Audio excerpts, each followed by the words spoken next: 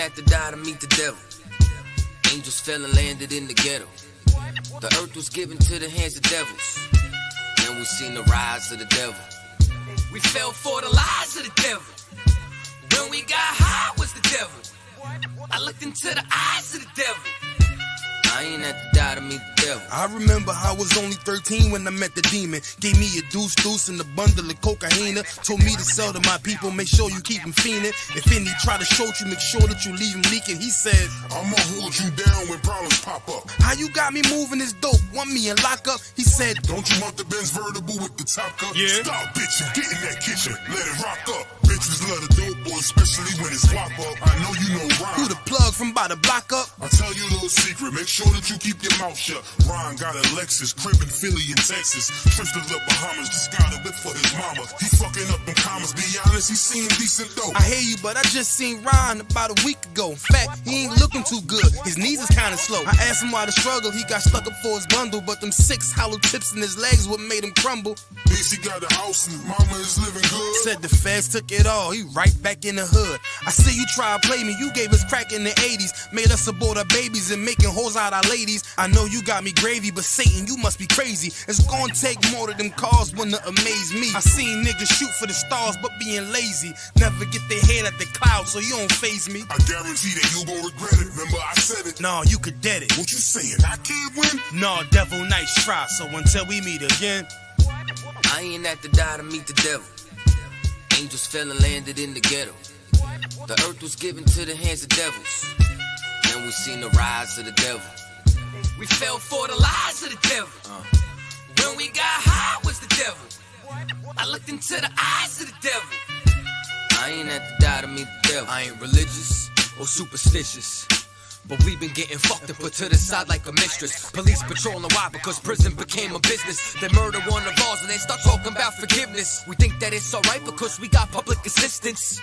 If this ain't hell, dog, what is this? Where was all lives mattered when they killed Osama? There was no peace talk like the Dalai Lama.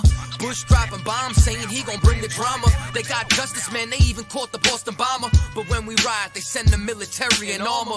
When we fight oppression, then our people die a martyr. You reap what you sow, some people call it karma. When Christ return, y'all gon' get this harvest like a farmer. Don't tell me don't bring up the past no more. They still trying to settle the score with a side of Shakur. I changed my life and I'm just trying to live life right. But at night I look behind me and see flashing lights, patting me down. You got nothing that's poking me right. I don't smoke or push pills, I gave up my vice. So Mr. Officer, why you wanna take my life? And your honor, why you gave our homeboy's life? I've been wondering why you shot our homeboy twice. Pussy with a gun screaming out that he got a knife. He came from Habibi's spot, it was chicken and rice. Shit's trife, I'm just giving visuals like Skype. Ask Trayvon, Mike Brown, Akai Gurley, Eric Garner, Sean Bell, Philando, Alton Sterling, Jaquan McDonald.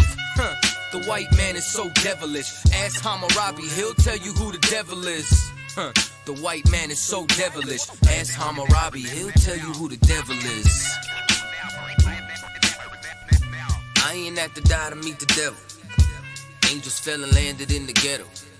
The earth was given to the hands of devils. Then we seen the rise of the devil. We fell for the lies of the devil. When we got high was the devil. I looked into the eyes of the devil. I ain't have to die to meet the devil. I ain't have to die to meet the devil. Angels fell and landed in the ghetto. The earth was given to the hands of devils. Then we seen the rise of the devil. I pray for the demise of the devil. Lord knows I despise every devil. I looked into the eyes of the devil and said, I pray you die, every devil.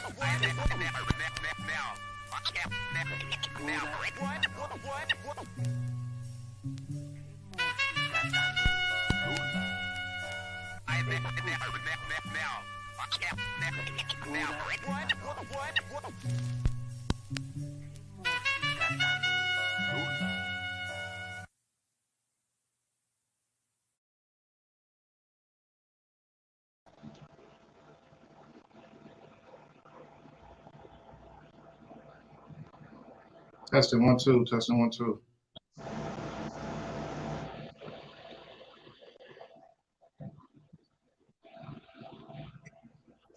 Good.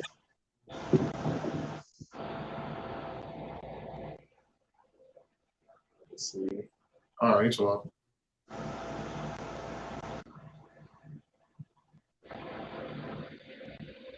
right, yeah, we good. All right, let's just set back on track real quick. Hey, shalom, everybody. Share the class, Baruch Shah. Shalom Israel, Yahweh Hashem, Yahweh Shai, Barakathum to the brothers, Yahweh Shamar, Latham, Bashem, Yahweh Shai to the sisters. Water for coming in to Tuesday's Brotherhood class. I got my brother here joining me, Priest and Officer Karatazar. My brother him. All right. I'm over here clapping for myself. I feel like that skit we just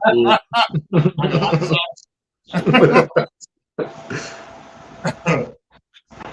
All right, so today we're running this topic, you know what I mean? Pretty simple, pretty easy, but something that we got to continue to keep on going over and over and over and over and over, because for some reason our people continue to keep on rushing to the side of ignorance, rushing to the side of delusion, and continue to allow people to manipulate their spirits, manipulate their knowledge, their wisdom. 1 second, sorry. You keep going. And for some reason, our people still feel as if the Bible was written for everybody. The scriptures were made for the whole world. The law was given to everybody, which is completely not true. You know what I'm saying? And most importantly, that Christ sacrificed his life, I mean, for the better good of people who the Lord did not choose to be his people, which is completely not true. You know what I mean? It's time for our people to wake up. It's time for our people to get into this Bible, actually have the wisdom to be able to push away the false narrative and be able to accept the truth. You know what I mean? You got to be able to accept the truth in like a sponge. If not, then you lack wisdom. You lack the efforts of being a wise person. You know what I mean? And I mean, that's pretty much it. Without wisdom, you're not going to be able to push away that spirit of delusion that the churches in certain, how can I say, facilities have pushed out, that Christ is for the whole world. I mean, or Christ's sacrifice was for the whole world. Right. We're going to get into the scriptures, you know what I'm saying? We're going to get into the Bible. We're going to get into Christ himself saying who he came on this earth to sacrifice his life for. And we're going to get into the scriptures of Christ's mission in general, of why he was even here on this earth. And why he was here to sacrifice and who he was here to sacrifice for. That's what you got something. Yeah, if I could, just to add on to the point that you bring it out, as far as us becoming, you know, and learning some of the basics. You know, scriptures tell us, you know, that we got to come as a child. If you know what I'm saying, we want to seek the kingdom of heaven, and we want to understand certain things. We got to come as a child. We got to come in a form, meaning we got to come in a form of a newborn or a person that is void of understanding, and a person that, I mean, not void of understanding, a person that is, you know, okay, hold on, let me break it down like this. When you come into the truth, you have to unlearn everything that you learn. You have to realize that you know, Christianity taught me a lot, and that I have to learn these things again. Like, there's a lot of things that happen that you were taught in Christianity that when we break it down to you, might not make sense to you. You see what I'm saying? Or when you hear something that we say, like, oh, Christ is a black man, or, you know, like he said, Christ died for, you know, a specific people, or, you know, some of the things that the brother was bringing out earlier, these might sound foreign to you, but you have to become a person that is like a babe. A babe comes into this world knowing nothing. A babe comes into this world having to be nurtured up in a way of, you know, healthiness, you know what I'm saying, of fruitfulness, of, you know, good drink, good milk, good love, good care. In the ways of Christianity, you were brought up in a way of carelessness. Think of it as a bad parent. You was a foster child, and you got adopted into a bad home. You see what I'm saying? And now you finally got adopted into a good family. But now you have to learn the ways of this new family. You see what I'm saying? That's the metaphor I want to bring to this. But it's and scripture say this as well. Like a lot of people come into the school, they come in class, they want to ask questions on, the star, that's the star Molech behind you, or that's the you guys say the F word and all these bad words. You guys, what they consider curse words. You know what I'm saying? You guys, what does the book of Revelation mean? People want those type of breakdowns from the jump, and those are like neat scriptures. Like, how can we break it down those things to you when you don't even understand that God has a special people? When you don't even understand the laws of the Lord, you don't even understand, who Christ died for. Right. You don't even understand that the people of the Bible are black. You don't even understand who the Bible was written by and who the Bible was written for. These are all milk precepts. These are things that I teach my child. So when my son grows up, he can build on those principles that he learned from a child. Right. Same thing like the brother coming into the school. You have to become as a child and learn the things and be built up into a man or a woman. You see what I'm saying? And then you can be able to digest the understanding of Christ does have a special people. So when the Bible is talking about Gentiles, and I know that Christ came only for his people, I now can understand the plight of what Gentiles are and who Christ sent the disciples to go and reach and teach to. You see what I'm saying? The scattered amongst Israel. Now I can understand that because why? I got the milk of Christ, in the Old Testament of the prophecies of, that God only loves a specific people. We see that throughout the whole book of Genesis and Exodus and Numbers and Samuel. Through all these books, we see that the Lord has a special people who he loves. In the book of Joshua, we see it through all of this time. So now when I read about in the New Testament about the times of Christ, I can understand that, look, this is what happened to his people, and Christ was sent to say, you get the whole conclusion of the matter. You see what I'm saying? But a lot of people have a problem, and they jump straight into the meat, and you got gums. You don't got teeth yet. You can't digest it. You see what I'm saying? Or maybe you got one tooth or three teeth. You know what I'm saying? And you can't fully digest that meat properly. You see what I'm saying? So let me get Matthew 18:3 real quick, and I got another one. Because we got breakdowns we can break down to y'all. You know what I'm saying? But me and Nothing, I decided to go on a more basic level. You know what I'm saying? A more milk level for brothers and sisters who might not understand certain things. You know what I'm saying? That just let you grasp some of these concepts of the Bible. And for those who, are already in here, it's good to go back and relearn these things or hear these things again. It's food for the soul. You know what I'm saying? But Matthew 18:3, if you could. Okay. The book of Matthew, chapter 18 and verse 3. And said, verily I say unto you, except ye be converted and become as little children. Become as what? Become as little children. Right. Ye shall not enter into the kingdom of heaven. Unless you be converted, unless you be changed, and you become back as a little child. Like, then you won't inherit the kingdom of heaven. You have to come back and relearn, because the way we grew up, the way I grew up, I know the way people older than me grew up, and the way some of these youngsters is growing up, you're gonna have to unlearn some of that. You know what I'm saying? You're gonna have to unlearn some of them things you was taught. Because you was taught some BS. You was taught some lies. You were made to believe that, it's okay to not reach out to your family. It's okay to not reach out to brothers. It's okay to isolate yourself and say F the world and F my people and I hate that man and these people are different from me and all the ideologies we get from this society. You were taught to be that way. And so then you go through your traumas and your struggles and things and certain things you teach and you learn. And some of y'all was Muslim, Buddhist, and all this type of thing. And the Lord said, nah, you got to become as a little child again. You got to convert yourself back to a little child and be born again. All right. See what I'm saying? You got to be born again. That's what Christ is talking about. You got to be born again. Go back to your childlike states, not as a literal little child, but in a childlike state, and just learn, grasp, be quiet, learn from men above you. Right? Give me Hebrews. Give me John 16:12. Then I'll pull Hebrews real quick.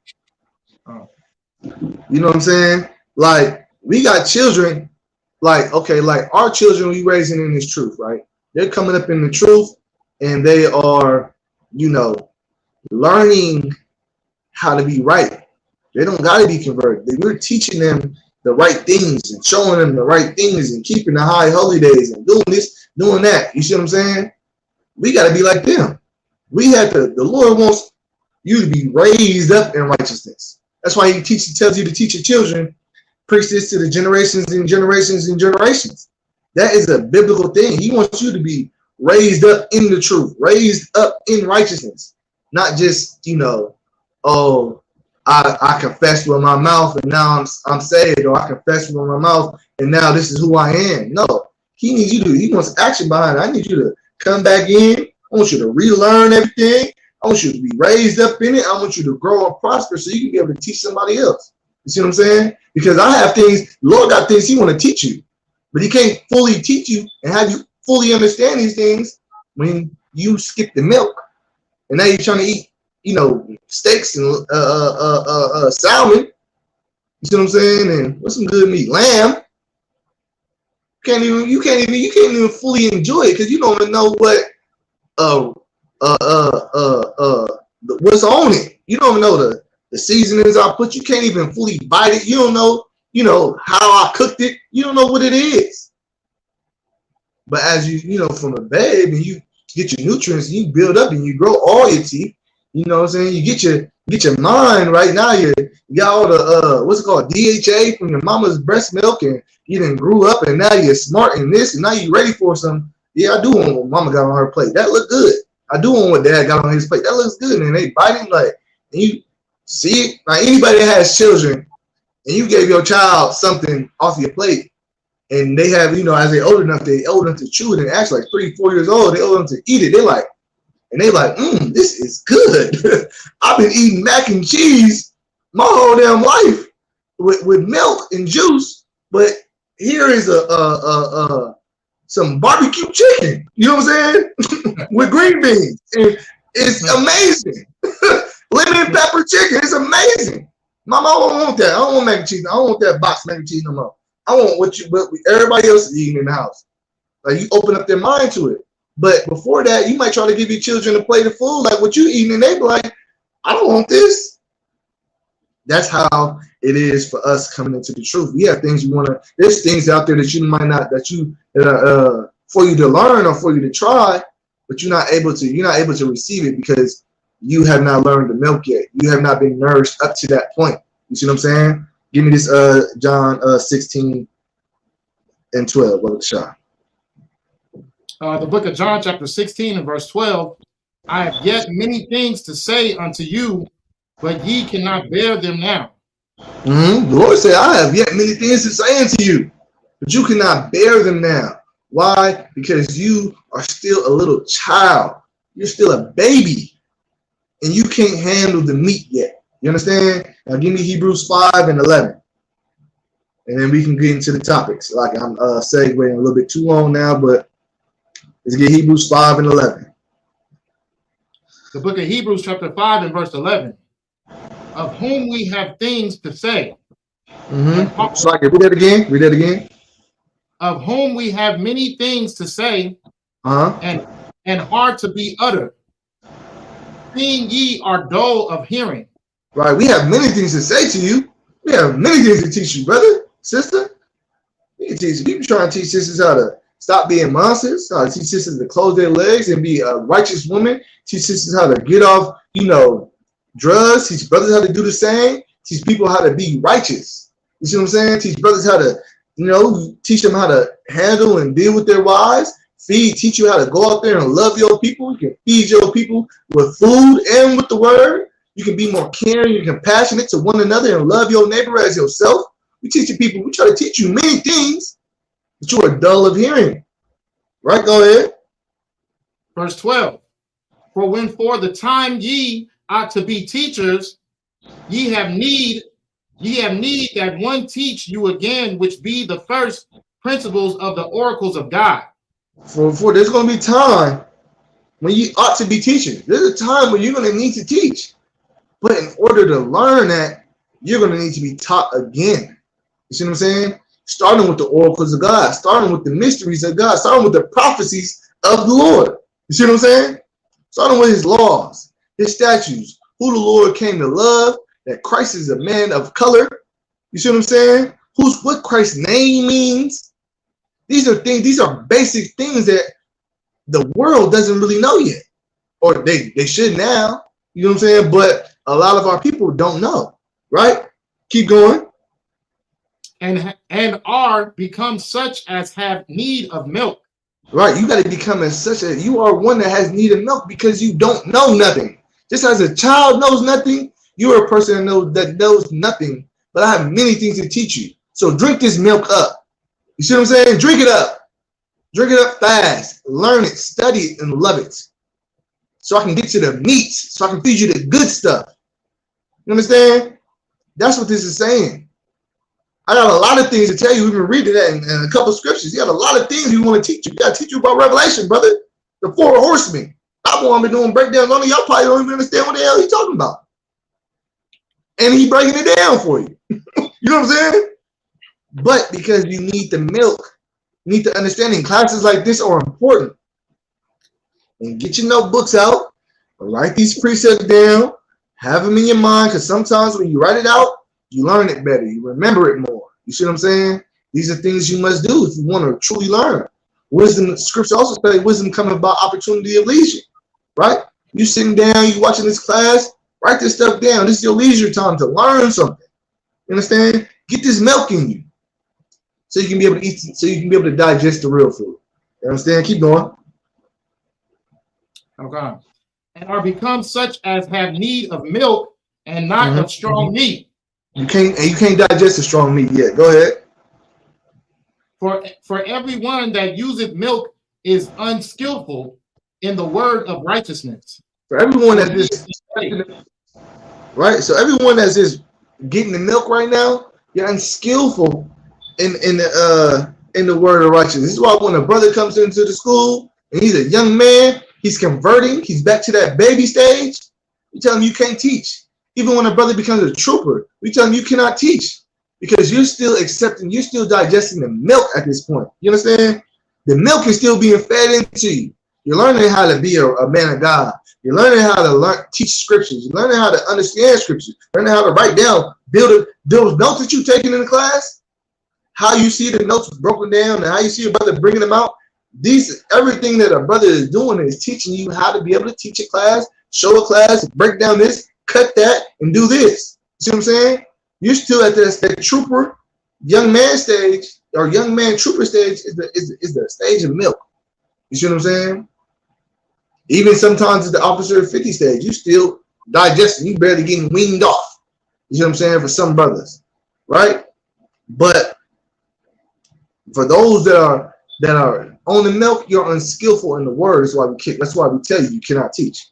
That's why we say, just pass that brother on to whoever is asking you questions, tell them you can't teach, and pass it on to an officer, or tell them ask a question in the class. You see what I'm saying? Go ahead. For everyone that useth milk is unskillful in the word of righteousness, for he is a babe. For he is a what? For he is a babe. For he is a what? For he is a babe. All right, he's a babe. You understand? That person is a babe. All right. Go ahead. Read to verse 14 and we're going to close it. Verse 14. But strong meat belongeth to them that are of full age. Even though, what? but strong meat belongeth to them that are of full age. They are of full age. You got to be grown to digest this meat. You know what I'm saying? You got to be grown. You want a 5-course meal? You got to be grown. Ain't giving no 5-course meal to no 2-year-old. Right. No 1-year-old. You understand? Go ahead. Even those who by reason of use have their sense exercised to discern both good and evil. Right. They have they are fully aware. They're able to understand this and cut that and understand what's wrong or understand what's good. You see what I'm saying? Understand what's good and understand what's evil. Understand? So this is what this class is gonna go over. You know what I'm saying? We're gonna have these milk scriptures for you. She said, how do you teach righteousness? How do you teach righteousness? Okay, hold on. I got some precepts for that. Give me 1 second. Not talking if you want to, while I pull this question, if you want to go ahead and get into it real quick. While you getting that precept, I just want to expound on what you was talking about as far as like, you know what I mean, being still in that childlike stage. You know what I'm saying? No child jumps right on a mountain bike and just gets to riding. You know what I'm saying? You gotta start off on training wheels, like, you know what I'm saying? Like it takes time for you to develop that what the Bible is saying, wisdom, you know what I mean, that discernment between righteousness and evil. It takes time for you to develop that, because a lot of things that we grew up with, a lot of things that we've been taught were the wrong things, but in our spirits we feel like it's the right thing. I mean, right. And that's why it takes time. It takes you to have a childlike mindset, or a mindset of a baby, because you have to really do away with all the things that have been placed inside of your spirit. You know what I mean? And learn how to be able to actually accept what the truth really is, and to be able to do away with what the wickedness is. Wickedness is the lies that's been told to you, things that can't be proved, things that have no evidence to them. You know what I mean? But that's why we bring out precepts, and we bring out precepts to show that what is being taught, what is being spoken about, is actually the truth of the Bible. You know what I'm saying? It's not our words. All we're doing is just, you know what I mean, elaborating what the scriptures say. We're not speaking out of our own mindset. You know what I mean? That's all I got.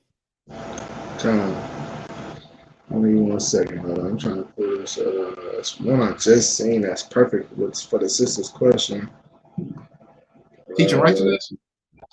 Yeah, I seen one in Proverbs. As I was studying, I knew I should have marked it down. Someone told me to mark it down, but I didn't. How does one teach righteousness? Okay. If I can't find this precept, I might break it down for you just simply. But I want the precept real quick. Hold on.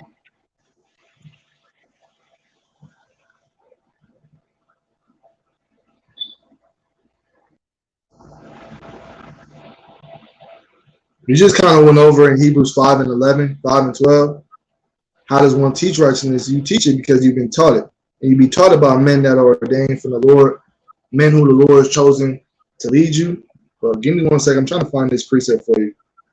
It's right here. As we continue on the class, I might come back to this question. I'm going to find it, but I don't want to hold up the class. But I'm going to find this precept for you real quick. But just give me a second, sister. I'm gonna find it for you. I was going to say the same thing. Yeah, because you pull it up. I just had it. This is crazy.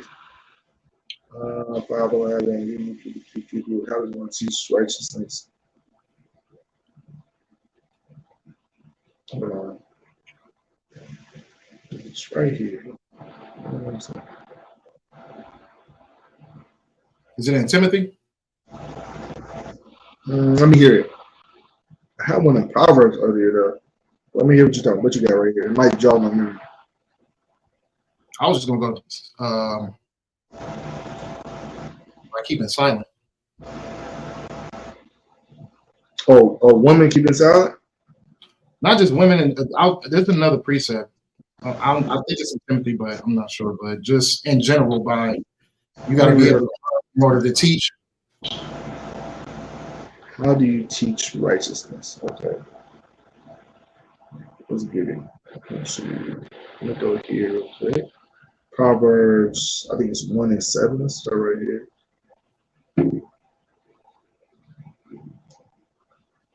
Because you got teaching the right way, and you got teaching righteousness. Let me see. Proverbs 1. Give me Ecclesiasticus 2 and 1. Right.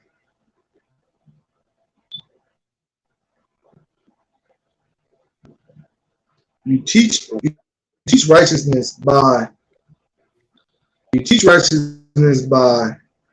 understanding righteousness, right? And live life, right? That's how you be able to teach righteousness, right? So you have to gain wisdom. You have to understand where wisdom comes from. These things that help you teach righteousness. You have to understand where wisdom comes from. You have to understand who's the author of the wisdom. And you have to gain these things and understand, okay, this is where I go to learn righteous things. This is where I go to grasp righteous ways. This is where I go to gain righteous morals and standards and abilities, right?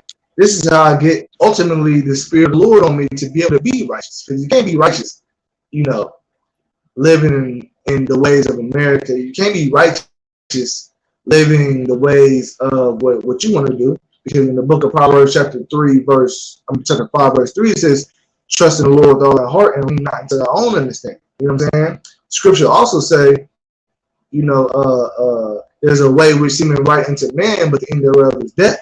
These type of things, you want to avoid.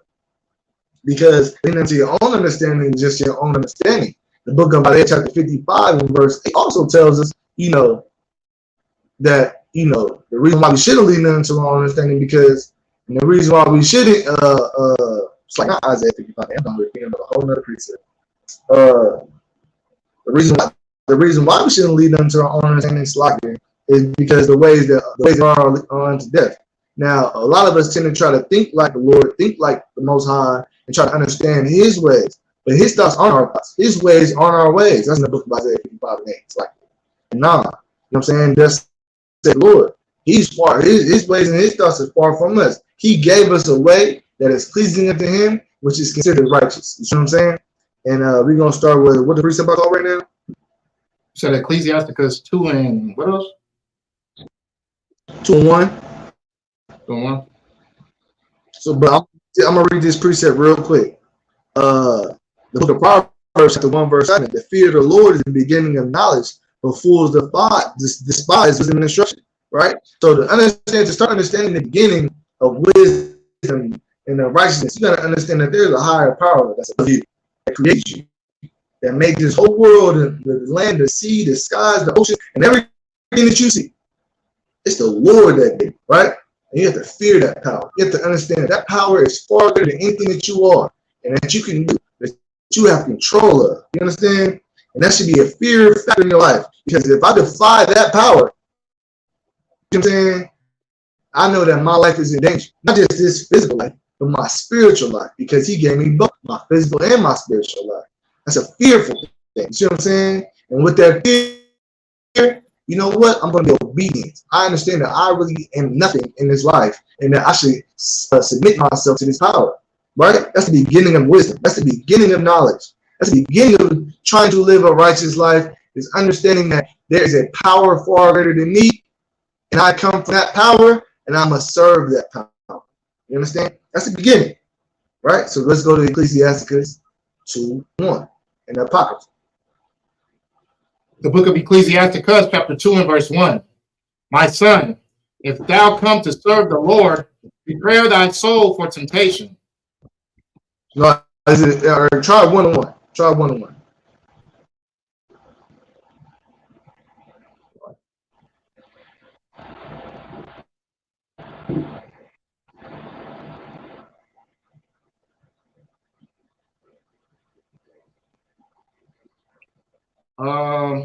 Let me see. The book of Ecclesiasticus, chapter 1 and verse 1. The prologue of Jesus, the son of Sirach. Whereas many and great things have been delivered unto us by the law and the prophets, and by others that have followed their steps.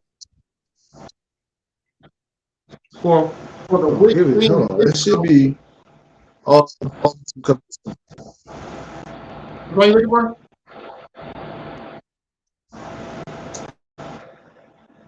yeah, drop down just to scripture though, not the prologue. Do you have the physical apocrypha with you? That's right. Let me check real quick. You might have to pull it. That way you pull it up. If you're looking at it from the app, got it. It's just gonna give you the prologue.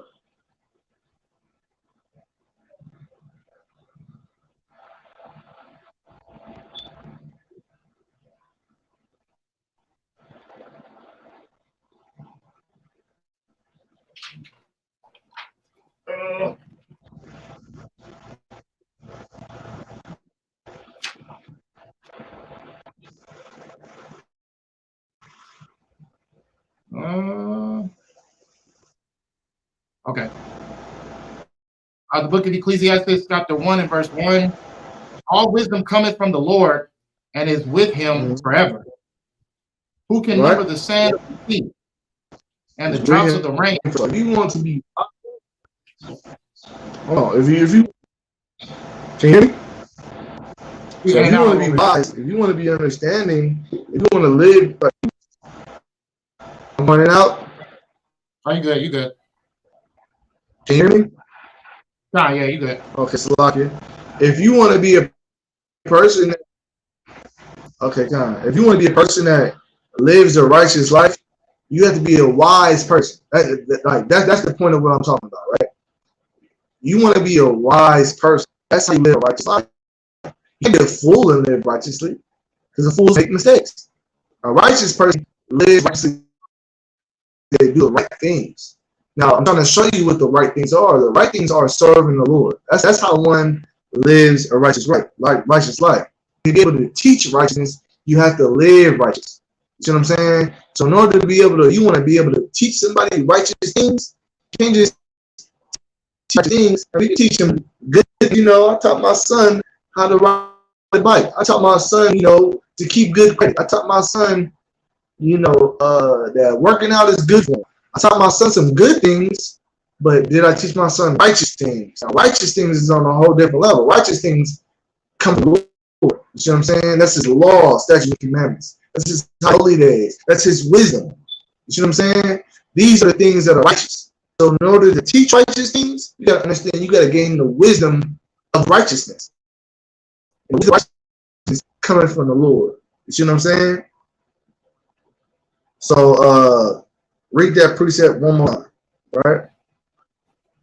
Trying to find, I got one on 7:19.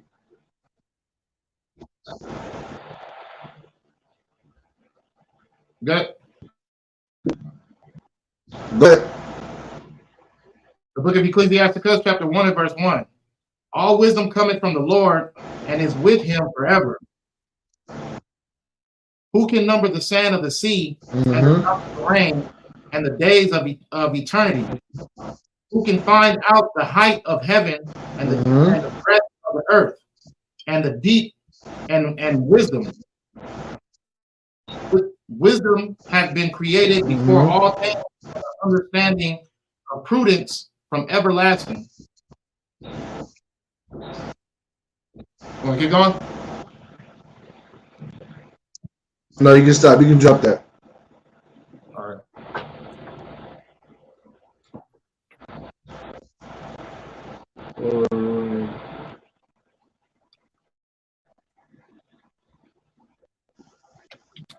Give me one second. I'm trying to find this preset.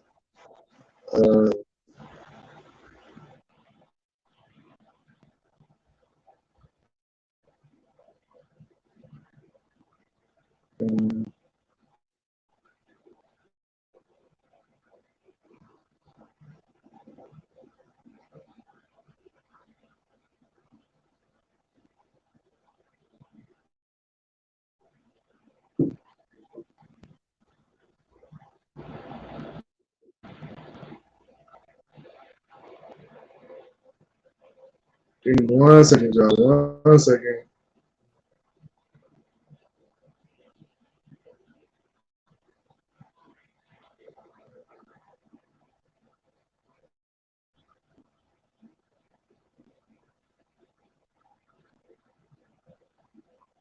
Psalms 19 and 144. 119? Psalms 119 and 144. Look, I'm not doing all these, but yeah, Psalms 119 and 144. Let's get this one.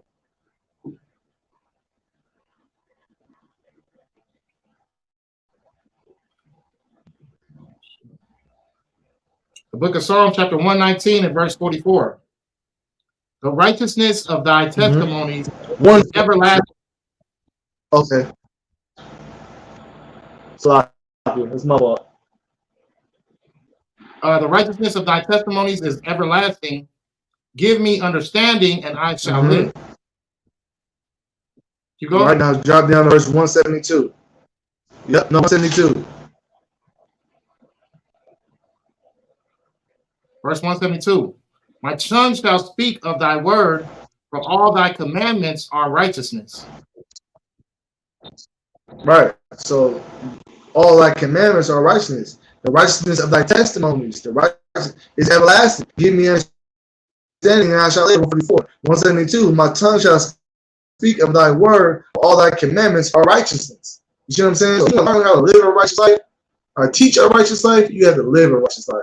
What is righteous? The law, statutes, commandments of the Lord, the testimonies of the Lord, the word of the Lord. You see what I'm saying? Those are the righteous things. You see what I'm saying? So if you want to be able to teach a righteous life and teach your kids righteousness and teach yourself righteousness, you have to learn from righteous people, learn from righteous teachers, and be a righteous person, meaning you have to live the way of the righteous, and the way of the righteous are the commandments, laws, statutes, and commandments of the Lord. You see what I'm saying? So hopefully that answers your question, sis. All right, moving on. Let's go.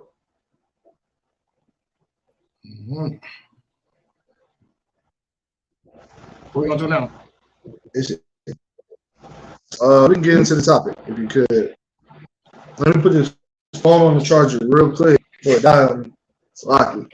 Give me 1 second. All right, so back to the topic, which is who Christ sacrificed for, who did he die for, just getting what we were speaking about out the way as far as, you know what I mean, learning as a child, learning as a baby, you know what I mean? Because if you come in here and if you feel like you know something already, then you're completely rejecting any type of nutrition that come into your dietary system. You know what I'm saying? You're completely giving your wisdom absolutely no chance of working. You know what I mean? Because you already made your decision. Your mind is already made up on what you feel is right and what you feel is wrong. That's not how the Lord wants you to come in. The Lord wants you to forget all the nonsense that you've been taught growing up, and he wants you to know the actual truth of what his words are bringing out. You know what I'm saying? He doesn't want you to come in with a perspective already. I mean, when Christ was speaking, and he said he was thanking the Lord for not giving the truth to the wise and prudent, because those wise and prudent, those are the ones who felt like they knew something already. They felt like they already had the truth in them already. You know what I mean? Which is completely false. I mean, they're just being in a delusional mindset.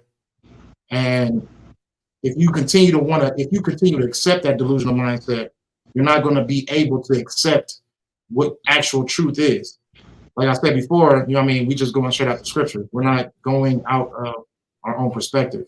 So for us to go straight out the scriptures, in order to regurgitate the knowledge that's being brought out, you're just regurgitating what the scriptures say. That's it. But yeah. So who did Christ die for? Who did he come to sacrifice his life for? Because it's not even just about the death. It's about his everyday life. You know what I'm saying? All the way up until his death. I mean, Christ sacrificed every day of his life, ignoring the things that he wanted to do, probably as a teenager, probably as a young man, probably as an older, mature man. He ignored all the things that he wanted to do and did what he was called to do. You know what I'm saying? So that's a lifelong sacrifice. That's not just a sacrifice that happened within just the day of his death. You know what I'm saying? His sacrifice was lifelong. You know what I'm saying? So who did he do that for? Who did he sacrifice for? You know what I mean? Scriptures tell you exactly what it is. It's just, you know what I mean? You have certain religious establishments that have taught you that Christ died for everybody, which is untrue. You know what I mean? Christ didn't die for the needs of everybody. Everybody's not in need right now. I mean, our oppressors are not in need right now. They don't need salvation. If Christ died so his people can have salvation, then who are his people? Because everybody is not in need of salvation right now. Everybody is not everybody's not being oppressed. Everybody's not being enslaved and captive. So who did Christ actually come to sacrifice his life for? And that's for all Blacks, Hispanics, and Native Americans, the true Israelites in the Bible. You know what I'm saying? And we got scriptures of that. We got the knowledge of that in the Bible. And we got the scriptures that your pastors or your Catholic priest or whoever ignored, you know what I mean, and kept from you as you sat into your establishments. We have scriptures of Christ saying himself of who he was sent for. I don't know if you want to get right down to the nitty gritty or you want to do a build up, sir, but I already got my precepts ready.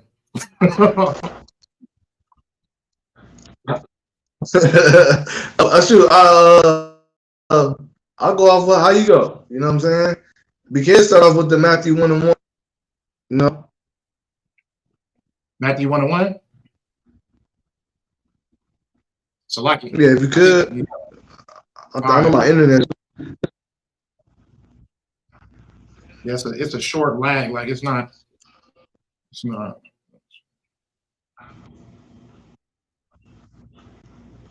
Yeah, I think my internet's not really good. My connection where I'm at, so like it. It's the while we can hear you. Is just like when my message gets to you, it's like it takes a couple of seconds, but it's a while though. I'm gonna read Matthew 1:1. Mm-hmm.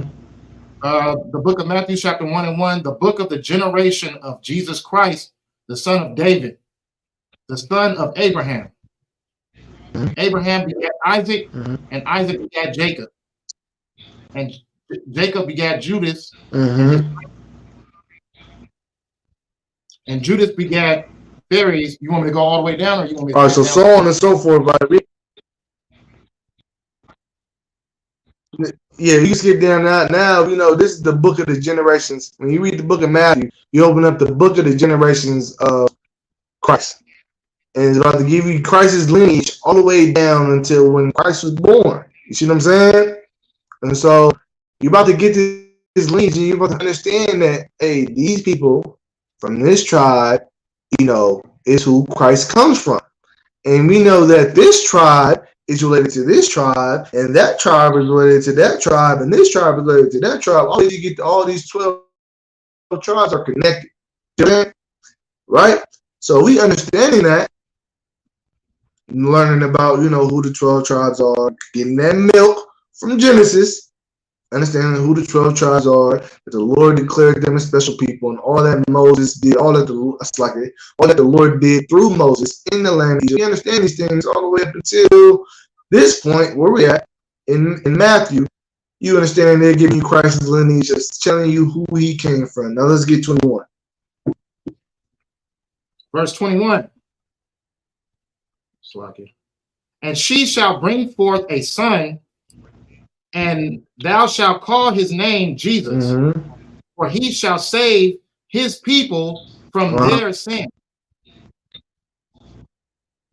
And he shall save his people from their sins. You see what I'm saying? This is what they don't teach you.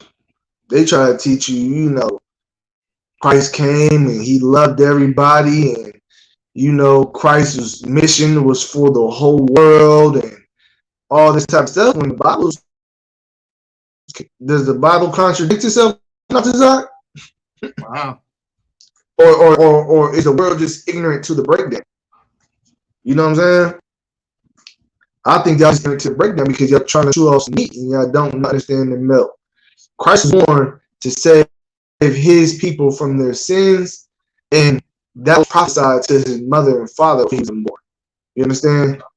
His mother and father knew it before Christ came on the earth. So when Christ came on the earth, they seen it happening, they seen what he was doing. They were amazed just as much because it made them even more, strengthened their faith even more because of the angel that came into the Lord. It made them believe even more in the Lord because of their son had the Spirit of the Lord on them.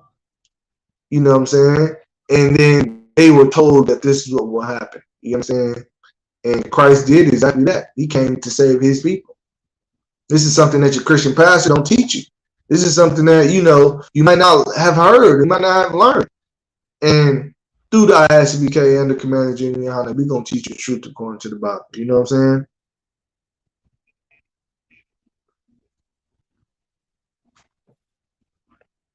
Go ahead, Nazar. You can pick it up. Okay, so what I wanted to go to, the sister asked a question. So who is our God's chosen people opposition? In today's time, it seems we war against ourselves in confusion instead of our oppressors. So who's responsible of that war between ourselves? Who's the one who dropped crack off in our neighborhoods? Who's the ones that drop guns off in our neighborhoods? Who's the ones who what is it? Who blew up Black Wall Street? Who enslaved us? Who put us in slavery for years? Exactly.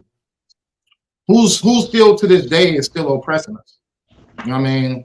That's not just who our opposition is, that's who God's opposition is. God is against, when God was against Egypt in the days of Moses, he made outside of the people who were oppressing the children of Israel. This as well as the day of Babylon in Egypt. You know what I'm saying? He's at oppositions with the people that are oppressing his people to this day. You know what I mean? It's the same thing. It's no different from the days of Egypt. I mean, we disobeyed the Lord.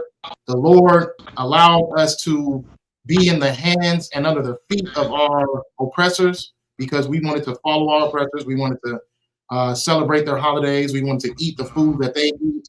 We wanted to do the things that they do. So us abandoning the culture and the laws that the Lord gave us, we were put into punishment.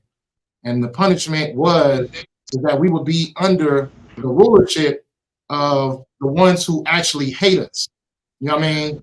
Even though we don't want to realize that they hate us or not, they hate us, and they've proven it through history on how much they've hated us. You know what I mean? So that's what's going on right now. And that's where you get the book of Revelation at. And that's in Revelations, that's where everything comes into fruition as far as God stepping in and interfering with the oppression that his people are having, and him coming to send his son to not only get his people out of captivity, out of oppression, but to also destroy the people who have enslaved and robbed and killed us for all this time. You know what I'm saying?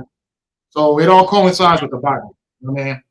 But I wanted to read the book of Matthew, chapter 15 and verse 26. And this is also a scripture that it's not read within the church. You know what I mean? Because in order for it to be read in the church, you have to explain what's actually going on. And that's something that doesn't coincide with what is being taught. You know what I mean? As far as Christ loving everybody. But this is a situation where a heathen woman comes to Christ for a blessing, right? So Christ explains to this heathen of his true intentions of why he's on this earth. Okay. And it says the book of I'm on verse 21. I'll read it for you. Okay, come. Okay. It might be a delay. Hold on, but just let me know if it's good. The book of Matthew, chapter 15, verse 21. Then Yahweh shot thence and departed into the coast of Tyre and Sidon. And behold, a woman of Canaan came out of the same coast and cried unto him, saying, have mercy on me, O Lord, thou son of David. My daughter is grievously affected. So on this precept, it's being specific on where this woman is from for a reason. So you know why Christ's response is going to be the way it is. You know what I mean?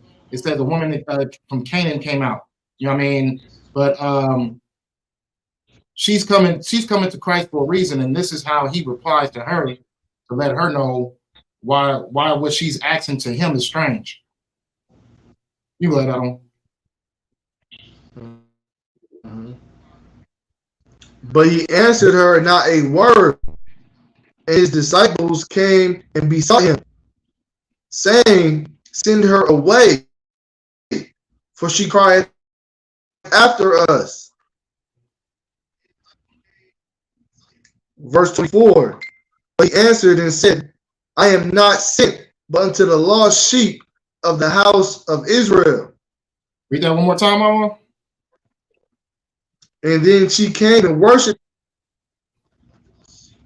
Which verse? Verse 24. But he answered and said, I am not sent but unto the lost sheep of the house of Israel. And that's it right there. That's exactly what Christ was sent for. That's exactly who he was sent for. He's saying out of his own mouth that he was sent for the lost sheep of the house of Israel. Okay, this is Christ saying. I mean, he didn't say he was sent to save the world. He didn't say that he was sent to bring peace on the whole earth and bring peace on every nation. He's saying he's only sent for the lost sheep of the house of Israel. You know what I mean? Plain and simple, written in red. Right. You can go ahead on. Okay, verse 24. Then she came and worshipped him, saying, Lord, help me. He answered and said, It is not meet to take the children's bread and cast it to dogs. Okay, so real quick, this is Christ saying again, it's not good to take the children's meat, the children being the children of Israel. It's not good to take their blessings and cast it to dogs. This is what Christ thought of heathen nations. He seen heathen nations as dogs. You know what I mean? He's seen our nation as sheep. You know what I mean? As a tribe that needed to be rescued, needed to be led, and he's seen heathens as dogs. Okay, so he's not calling her a dog because she had a devil in her. You know what I mean? He's calling her a dog because of her nationality, because of where she's from. You know what I mean? That's why he compared her to a dog. Now, if you continue to keep on going, she says, well, you know what I mean, even the dogs eat from the crumbs underneath the table. You know what I mean?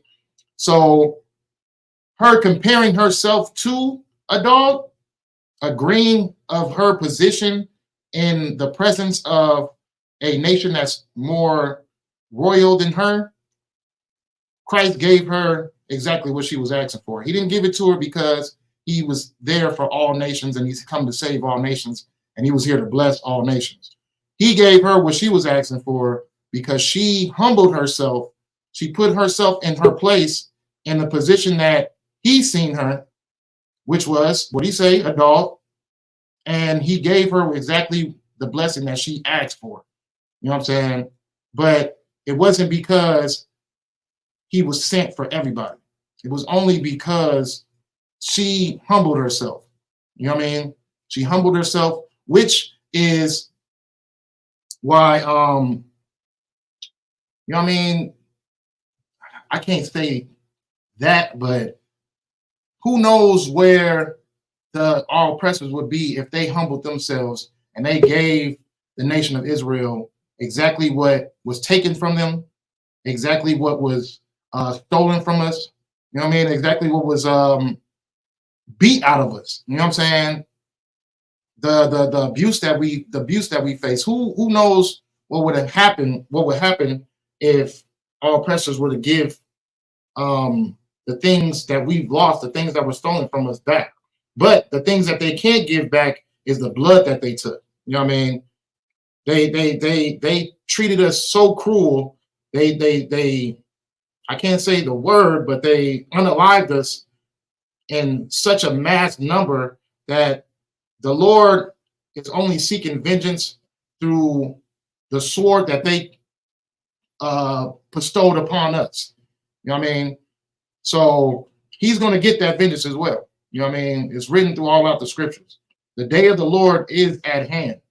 And that is going to be the day where the people who have enslaved, have abused us, have unalived us, you know what I mean? They're gonna receive recognition for the wickedness that they've done to God's chosen people. You know what I mean?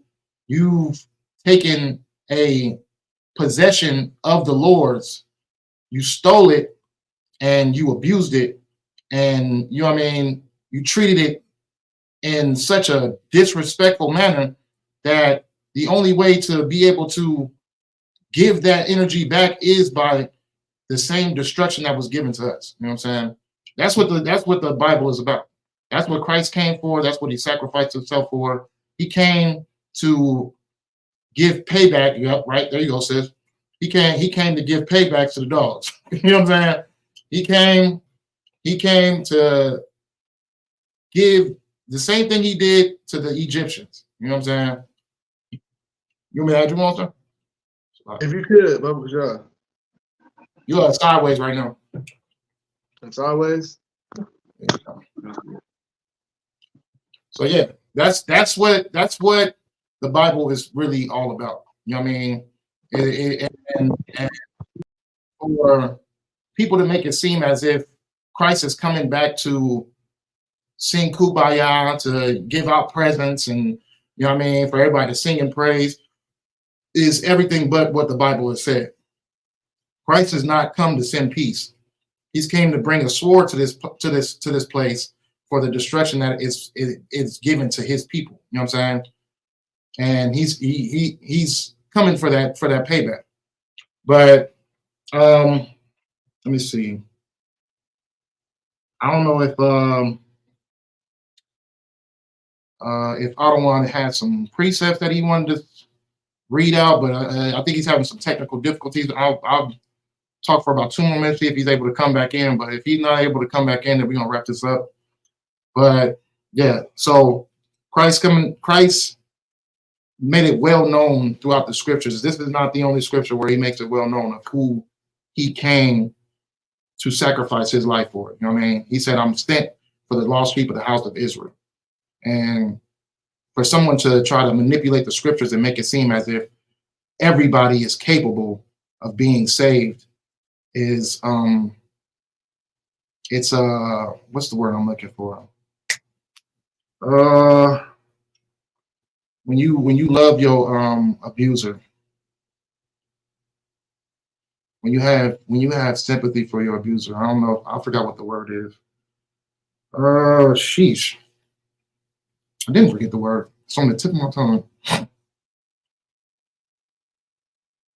waiting for somebody to put it in the chat. When you have sympathy for your abuser.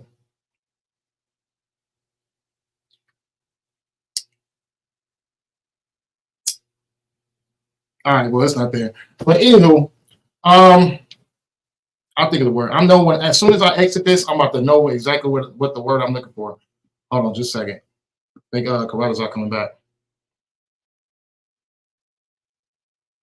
Something syndrome. Something syndrome.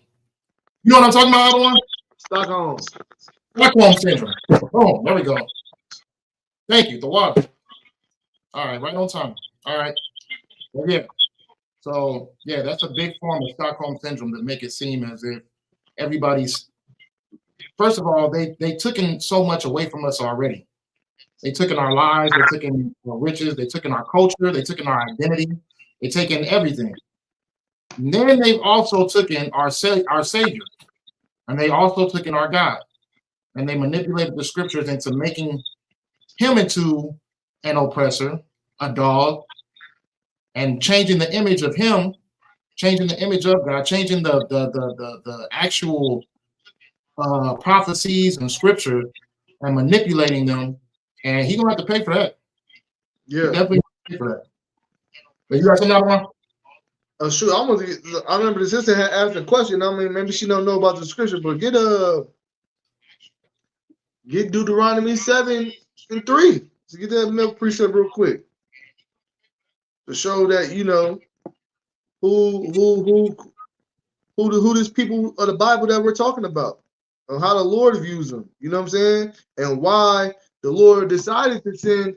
Because if you understand who the people of the Bible are, you can understand why the Lord sent his only begotten son to do the miracles that he did, to do the wonderful things that he did. You can kind of start to understand that because you understand that how the Lord views these people. Like the brother brought out, okay, you can read the Bible and understand, look, in the book of Deuteronomy, chapter 28, I can read about the curses. And you can read them curses, and you can be like, dang, we go through that. We the ones that's suffering through that. Who else went through that? You know what I'm saying? But me. But also the Isupk took it a step further and then brought archaeological facts, and other factors in. If you read, shout out to Cross the Line Radio, Captain Katazan, he's doing a whole new revamped, you know, breakdown of the 12 tribe chart, which we've been breaking down the 12 tribe chart since the beginning, and proving that these are the people that fit the curses of the God. These are the people that, when you read about the tribes and the things that describe the tribes, these are these people of the Bible, right? And if you tune in, I believe he's going to do it pretty soon. If you tune in to Cross the Line Radio, he's going to give you a whole new revamp. He already did a breakdown before. I done seen breakdowns over the years, but he's going to do a whole nother breakdown to prove not only through what the Bible says, but from what the world has said in other historical books that prove that we are the true children of God, blacks, Latinos, and Native Americans, so-called, right? So let's just get Deuteronomy real quick. And if you can understand that, hey, this is the people who the Lord loves, whom the Lord cares for, whom he looks at it this way, then you can understand why Christ said what he said in that Matthew 15 and why the Lord is saying what he's going to do to the people that are doing what they're doing to us. You understand? So let's get it. The book of Deuteronomy chapter 7 and verse 3. Neither shalt thou make marriages with them. Thy daughter thou shalt not give unto his son, nor his daughter shalt thou take unto thy son. Right? So the Lord is basically explaining here, look, he's describing the people. He's saying, look, y'all shouldn't take marriages unto their sons, and neither shall y'all shouldn't take marriages unto their daughters, neither shall y'all take marriages from, giving your daughters unto their sons. Basically, that cancels out the whole interracial marriage thing, right? You can't marry outside your people, outside your tribe. Tobit 4:12 tells you this as well. Keep going. For they will turn away thy son from following me, that they may serve other gods. Right. So will the anger of the Lord be kindled against you and destroy thee suddenly. Right. Keep going. But thus shall ye deal with them. Ye shall destroy their altars and break down their images and cut down their groves and burn their graven images with fire. For thou art an holy people unto the Lord thy God.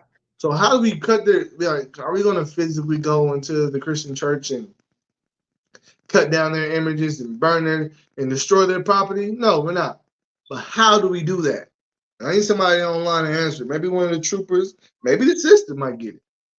But I need y'all to understand, how do we cut down their images and burn down their groves? And how do we do that in today's society?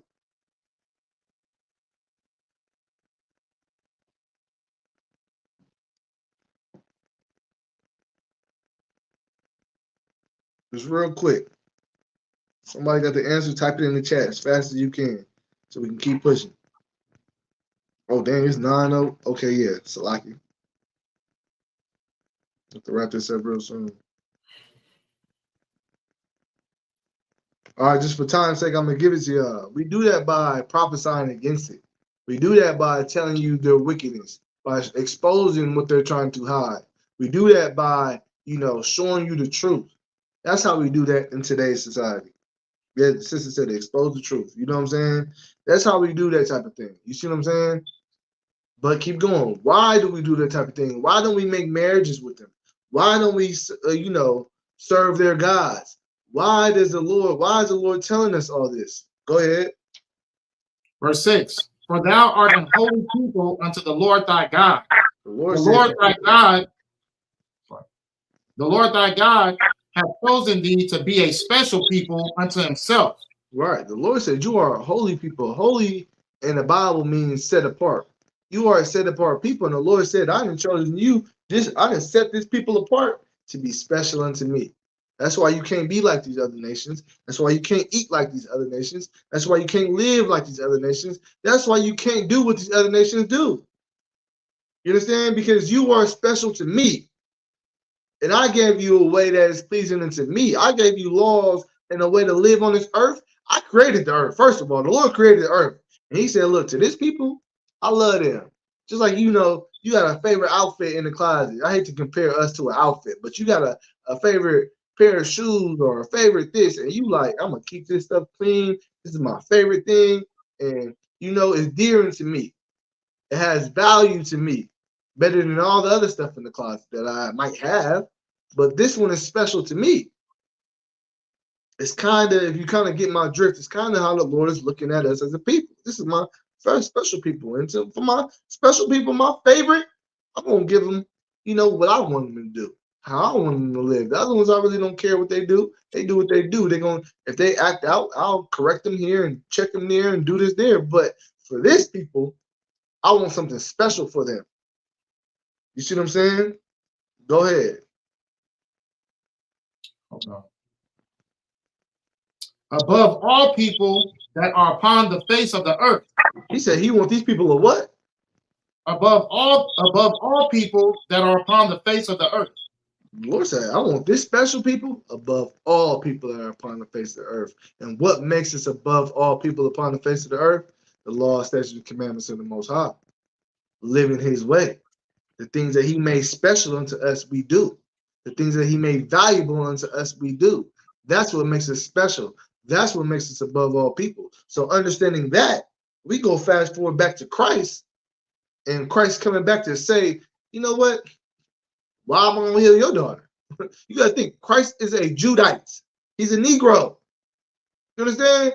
And he ain't just no soft, you know, soft-spoken. He's an austere Negro. You know what I'm saying? This is a rough brother that comes from a rough neighborhood. You understand? That sees a lot. He sees, you gotta think, there's nothing new under the sun. He sees the spirit that we live in today. People wanting to get high, to be drunks, and, you know, indulge in wickedness, and sisters being prostitutes. That was happening back then in Nazareth. You understand? Paul seen it, Christ seen it, other brothers seen it. You understand? And Christ is seeing this. Like, damn. You know what I'm saying? Just how we see it today. And we see our sisters, we like, damn. We see our brothers, like, damn. You know what? I'm going to go try to wake them up. I'm going to go try to help them. I'm going to try to be something, an example in his life. That's what Christ did. But Christ was actually popping out miracles. This brother that was in the neighborhood blind man, I'm going to heal him to show you that the power of the Lord is real. How do we show you that the power of the Lord is real now? We take our brother shout out to our warrior. We take our brother that served 17 years for murder and turning him into a priest of the Lord. All right. We take our brother that comes from any type of background and we turn him into a righteous man. We turn sisters from, you know, what they was in the world into righteous man. That's a miracle in itself to be able to change in this society. And that's what Christ died for, man. Right. He didn't die for the one that's oppressing you, that hates you, that wants to destroy you. He didn't die for the one that hates him. These oppressors hate your guts. They hate Christ. They hate the fact that Christ died for you. That's why they're teaching you a lie right now. They hate the fact that you got special laws and commandments that he gave only to you. That's why he's trying to take it and say that it's his and that these are mine. And I'm going to take their God and make them look like me. You start to understand it now? You start to understand why they do what they do? This is why they don't. That's why they want you just to rap about guns, drugs. That's why they want you to always be prostitutes. That's why they want you to not understand certain things and how to maneuver through this society. It's why they gave you systematic racism. That's why they oppress you every day. That's why they come up with different ways to kill you through your food, through your medicine, through gun violence, through the air quality, through everything. That's why they try to do it to you. But they can't get you off this earth. You know why? Because the Lord is with you. The Lord is chastening you, but they taking it too far. And that's why they will pay for what they did to your ancestors, for what they doing to you now. Don't forget. Remember. But in this time, as you remember, get right and be righteous. You understand? And know that Christ came and sacrificed his life because the Lord was done with us. Wasn't it not just like the Lord was done with us? He said, oh man, these people just don't get it. I done brought them out of Egypt. I done saved them from Pharaoh. I done saved them from Xerxes. I done saved them from the Babylonians and Nebuchadnezzar. I done brought them out of captivity, put them in captivity, brought them out of captivity. The siege of Jerusalem took everything from them, trying to correct them and change them. But these people don't listen. You know what? Hey, look, I'm done. We finna raise up a whole. I'm finna raise up a whole nother nation. They think I can't. I will. That will listen to me. And guess what? Christ was up in heaven bidding for you. And the Lord sent him down to live a righteous life, and he understood his mission. And he came down and handled his mission. And he sacrificed his life so the Lord can hear your prayers again. So we can have this truth in 1969. So we can be able to live a righteous life again. Because it was a time period where we didn't live a righteous life. We weren't able to live a righteous life because the truth was taken from us. And now we have the opportunity to live this righteous life. And you don't want to squander this opportunity. You understand? You don't want to make this opportunity less than what it is. Our brother, a righteous brother that did not deserve death, chose to die for you because he foresaw this right now. He foresaw us doing what we're doing right now. He foresaw you coming to class. He foresaw you learning the truth. And he said, you know what? My life right now is kind of cheap for their lives later on. You understand? I'll take this one. So because I want my people to live. Just like if a family member died for you, you in loving memory of such and such, and you try to live, you know, hey, my cousin would have really liked this, man. You know what? I'm gonna put this up. I'm just to remember him, Bob. I'm gonna do this just because that's what he would love me to do. It's the same way you should do for Christ. That's the same thing you should do for Christ. All he asked you, he said, I'll give up my life for you. Because you're my friends. You are my brothers. You are my people. You're the Lord's people. You understand? You are a special people. I'll give up my life for you. Just be righteous, bro. Just be good. Listen to the Lord. You understand? That's what Christ said. That's what Christ wanted from you. And you're who he died for. Don't let this bastard try to manipulate you and trick you out what's meant for you. He's trying to trick you out of it. He's trying to make sure you don't get that. And guess who else is trying to do it? Satan. You understand? So don't let them trick you out what's yours. You are promised a good thing. You are promised a righteous thing, everlasting life, the kingdom of heaven. The things that are given unto you are not given unto everybody. Hold that dear to you. The Lord looks at you above all people upon the face of the earth. Be that. Don't be a wetback. Don't be a nigger. Don't be a savage. Don't be what they try to deem you as. Don't be a criminal, a drug dealer, a hoe, a slut, a gang member. Be Yasha'Allah. Be Judah, Benjamin, Simeon, Levi, Asher, Issachar, Naphtali. You know what I'm saying? So on and so forth. Ephraim, Manasseh. Be them. Be Natzazak. Be Karachazak. Come and become that new person and get you your name. Change your name from what they used to call you and become that new creature in Christ. Because he died for you, man. Because he loved you. You understand? Go ahead. If you got something you want to say, Natzazak Salaki. Oh no, I'm Tawab. You know what I'm saying? So if you say you love the Lord and you're not ready to give up that old person you once were, that new person, that old person that you once were, the ways of this world, you're not ready to give that up for the world when Christ gave up his life and he didn't have to for you? Or maybe you don't deserve what the Lord said that the people that are of righteousness deserve. Maybe you don't. And you should deserve to die right along with everybody else that doesn't deserve it. Right along with the people that oppress you. If you love America that much, maybe you should die with America. You understand? But if you love the Lord as much as you say you love the Lord, then you should give up everything for the Lord and everything for your people. You understand? Christ understood that. And look, this people, they need to love each other. They need to care for each other. They need to live for each other. You understand? And through our circumstances and through our situations and through the ICBK, we're going to do it. We're going to build up this righteous nation and we're going to do the right things by the Lord. All right. Through all the naysayers, through all the BS, through all the what people try to say, I'm in it. I live it. I'm here. And I love my brothers. I know my brothers love me. You know what I'm saying? And I know if I get out of line, it's going to get corrected. I know this brother get out of line, it's going to get corrected. We have a righteous order, a righteous structure, and it's a righteous place. So if anybody wants to come into the truth, you know what you need to do. You know what I'm saying? It ain't hard to see. It ain't hard to, to understand.